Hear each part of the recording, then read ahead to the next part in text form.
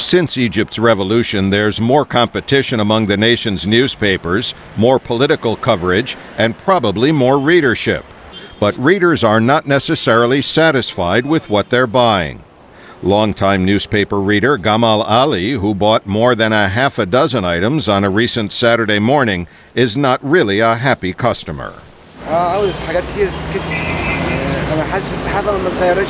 I feel the press has not changed from before. It is the same.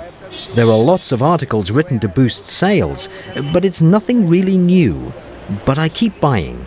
I hope to find something I like. Those comments may reflect a general dissatisfaction these days among many Egyptians who feel newly free to express their frustration about newspapers and just about everything else. Rania Al-Malki, the editor of Daily News Egypt, feels that every day. I think people have become a lot more critical of everything they read. In general, Egyptian citizenry has become a lot more assertive and critical. I mean, you're no longer taking things as a matter of fact simply because it's printed or because the state television is reporting it. Egyptian journalists are facing that more demanding public at the same time that Al-Malki says they have a more difficult story to cover. Since the revolution, since the uprising, it's been increasingly difficult to get the story right. I think this has been the biggest challenge for us. It's no longer just the government line and a quote from a regime opponent.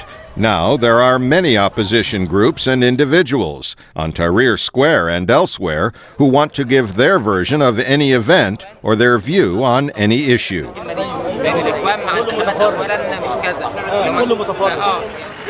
At the newsstand, owner Mohammed Ali says Egyptian newspapers are responding to the changes.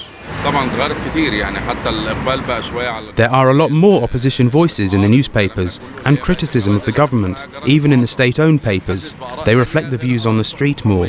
And I have lots of new customers. Some of them never read newspapers in the past.